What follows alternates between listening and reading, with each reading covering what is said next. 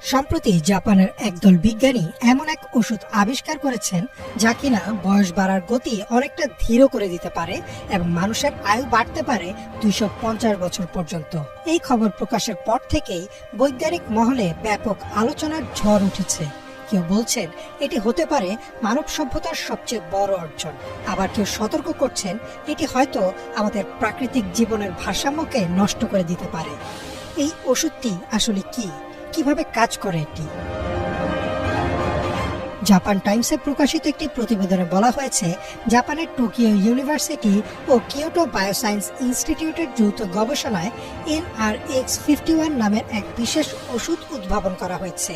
এটি মূলত কোষের ভেতরে থাকা মাইটোকন্ড্রিয়ার বয়স বাড়ার প্রক্রিয়াকে ধীর করে দেয়।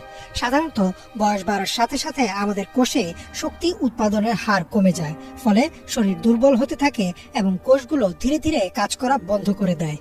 কিন্তু এই ওষুধটি সেই কোষের ভেতরকার শক্তি উৎপাদন প্রক্রিয়া নতুন করে সক্রিয় করে তোলে, ফলে কোষগুলো আগের মতোই তরুণ অবস্থায় কাজ করতে পারে। সায়েন্স অ্যালার্টে প্রকাশিত এক প্রতিবেদনে বলা হয়, NRX-51 মূলত মানবদেহে উপস্থিত এক ধরনের প্রোটিন SIRT6 এর কার্যকারিতা বাড়িয়ে দেয়। এই প্রোটিনটি কোষের ডিএনএ মেরামত এবং কোষ বিভাজন নিয়ন্ত্রণে গুরুত্বপূর্ণ ভূমিকা পালন করে। বয়স বাড়লে SIRT6 এর কার্যকারিতা কমে যায়, যার ফলে শরীরে বিভিন্ন বয়সজনিত রোগ যেমন হৃদরোগ, আলঝেইমার বা ক্যান্সারের ঝুঁকি বাড়ে। কিন্তু ওষুধটি সেই কার্যকারিতা কয়েক গুণ বাড়িয়ে দেয়, ফলে শরীরের কোষ দীর্ঘ সময় ধরে ক্ষয় না হয়ে সক্রিয় থাকে। তবে গবেষকরা জানিয়েছেন এই ওষুধ জিন বা ডিএনএ পরিবর্তন করে না, বরং দেহের নিজস্ব প্রাকৃতিক প্রক্রিয়াকেই দীর্ঘায়িত করে তোলে। বিশেষজ্ঞরা বলছেন, এই ওষুধ সত্যিই কার্যকর হলে এটি মানব সভ্যতার ইতিহাস বদলে দিতে পারে।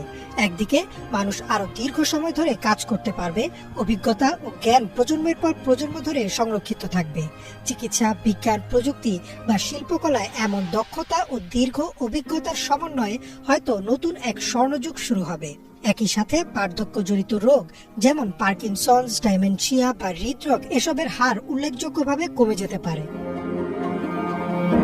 বিবিসি ফিউচারে প্রকাশিত এক বিশ্লেষণে সতর্ক করা হয়েছে যে মানুষের আয়ু 250 বছর হলে সামাজিক ও অর্থনৈতিক ভারসাম্য ভয়াবহভাবে বদলে যেতে পারে।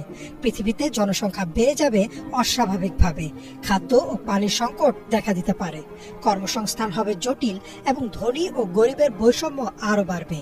সবচেয়ে বড় বিষয়, মানুষের জন্ম ও মৃত্যুর প্রাকৃতিক ভারসাম্য ভেঙে পড়তে পারে। বর্তমানে ওষুধটি শুধুমাত্র গবেষণা পর্যায়ে রয়েছে, তবে গবেষকদের ধারণা একবার এটি বাজারে আসলে প্রাথমিকভাবে প্রতিটি কোর্সের দাম হতে পারে প্রায় 2 থেকে 3 লাখ মার্কিন ডলার, বাংলাদেশি টাকায় যা দাঁড়ায় প্রায় 3.5 কোটি টাকা। তাই প্রথম দিকে কেবল অতি ধনী শ্রেণী এর নাগালে আসতে পারবে। তবে প্রযুক্তি বিস্তৃত হলে এবং উৎপাদন বাড়লে খরচ ধীরে ধীরে কমে আসবে বলেও আশা করা হচ্ছে। অনেক বিশেষজ্ঞ বলছেন, মানুষের আয়ু বাড়ানো মানেই সুখী জীবন নয়। বয়স কমানো বা মৃত্যু বিলম্বিত করা মানে কি প্রাকৃতিক নিয়মের সাথে লড়াই করা নয়? মৃত্যুই জীবনের চক্র সম্পূর্ণ করে, তাই এই চক্রে হস্তক্ষেপ করা বিপজ্জনক হতে পারে। তবে বিজ্ঞানীরা আশাবাদী। তারা বলছেন, এই ওষুধ হয়তো অমরত্ব এনে দেবে না, কিন্তু বার্ধক্যজনিত কষ্ট কমিয়ে মানব জীবনকে আরো সুস্থ ও প্রাণবন্ত করে তুলতে পারবে। এখন সময় বলে দিবে এই NRX-51 কি সত্যি মানব সভ্যতার ইতিহাসে নতুন অধ্যায় রচনা করবে, নাকি এটি হবে এক ভয়াবহ পরীক্ষার সূচনা।